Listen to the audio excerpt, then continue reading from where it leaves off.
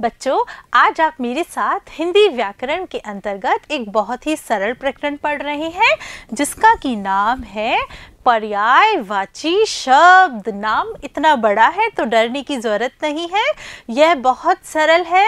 सरल कैसे है यह तो आप पढ़ते पढ़ते जान जाएंगे। बच्चों, शुरू करते हैं। हमारे पर्यायवाची शब्द क्या हैं?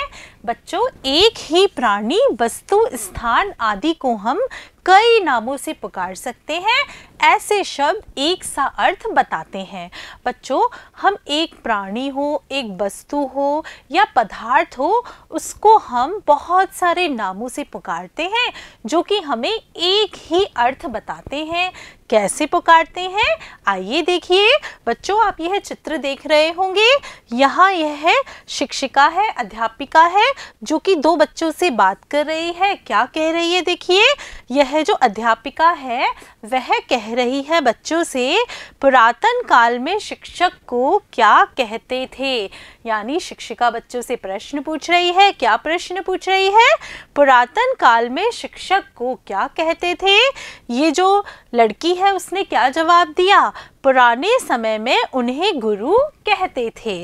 लड़का क्या बोला? प्राचीन काल में उन्हें आचार्य कहते थे। बच्चों, अगर आपने इन शब्दों पर गौर किया होगा तो आपने देखा होगा कि यहाँ पर जो लाल रंग के शब्द हैं वे एक दूसरे के पर्यायवाची शब्द हैं। कैसे हैं?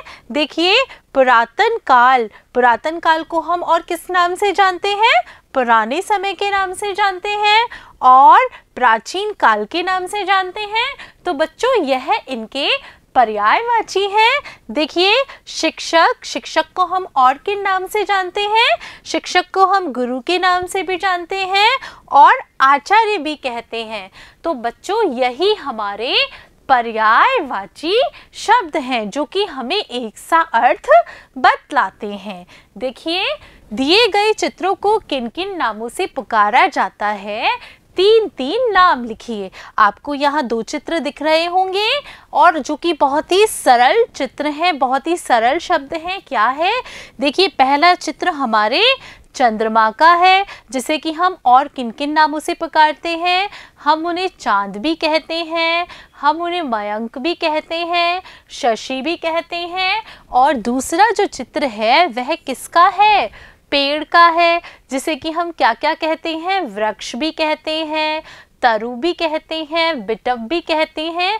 बच्चों, यही हमारे पर्यायवाची शब्द हैं। देखिए, समान अर्थ प्रकट करने वाले एक से अधिक शब्दों को पर्यायवाची शब्द कहते हैं। यानी कि हमारे सामने जो शब्द हो उसका एक जैसा ही अर्थ प्रकट करे, उसी के समान जो शब्द अर्थ प्रकट करते हैं उन्हें हम पर्यायवाची शब्द कहते हैं। ये समान अर्थ रखते हुए भी सूक्ष्म सा अंतर प्रकट करते हैं। कैसे करते हैं? देखिए, पंकज, आपके सामने एक शब्द है पंकज। अगर हम इसके पंकज शब्द के टुकड़े करेंगे तो क्या करेंगे? पंक प्लस जय। पंक यानी होता है कीचड़ और जय यानी होता है उत्पन्न होने वाला। यानी कीचड़ में उत्पन्न होने वाला क्या है? कमल, जिसका कि पर्यायवाची शब्द क्या है? पंकज। लेकिन हर शब्द, हर जो चीज कीचड़ में से उत्पन्न होगी, क्या वह कमल का पर्यायवाची होगी? नहीं होगी, क्योंकि कीचड़ में तो मकोड़े भी, कीड़े भी होते हैं। तो क्या वे सब कमल के पर्यायवाची होंगे? नहीं होंगे। बच्चों, यही अंतर है। पंकज यानी कीचड़ में उत्पन्न होने वाला, या कीचड़ में उत्पन्न होने वाला क्या होता है? कमल होता है, जो कि हमारा पर्यायवाची है। इसलिए हमें इन शब्दों के पर्यायवाची शब्द बनाते समय इनके अर्थ का ध्यान भी रखना होता है।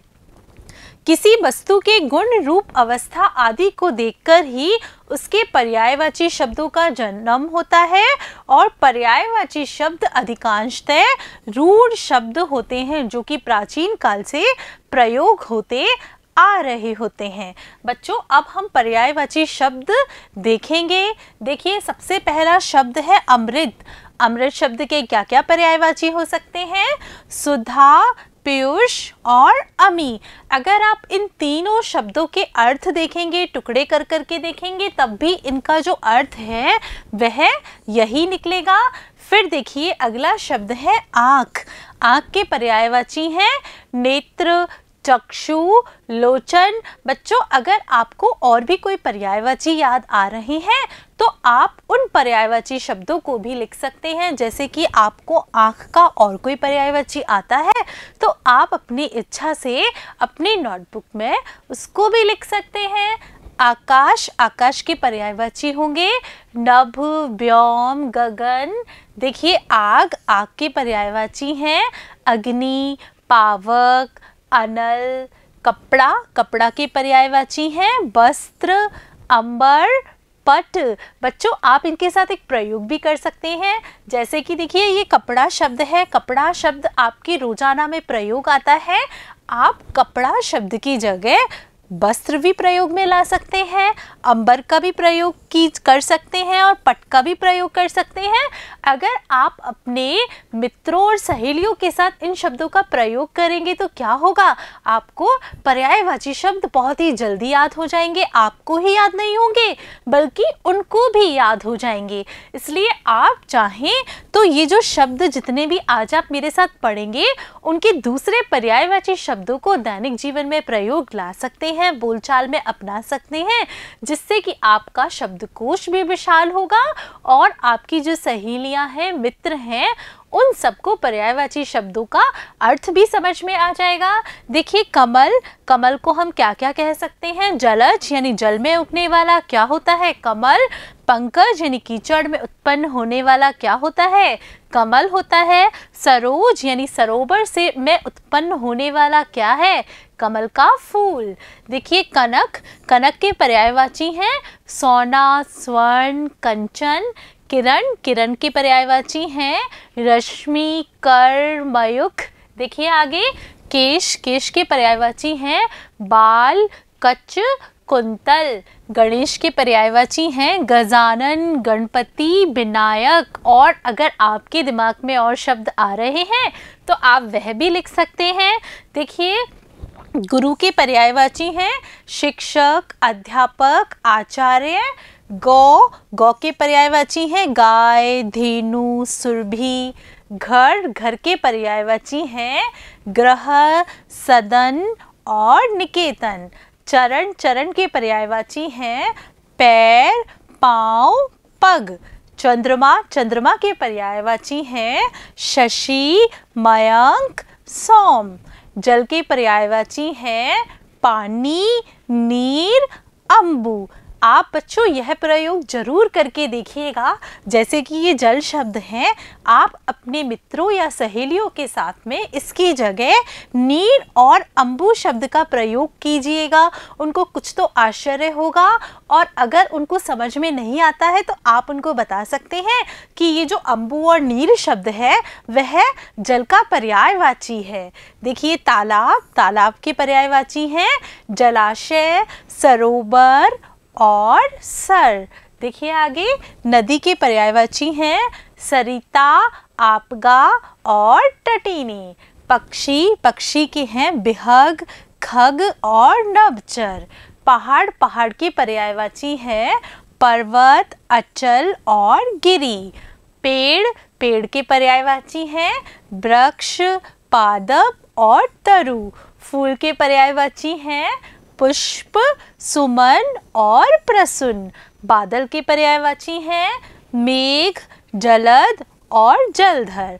माता, माता के पर्यायवाची हैं माँ, जननी और अम्बा। समुद्र के पर्यायवाची हैं सिंधु, सागर और रत्नाकर।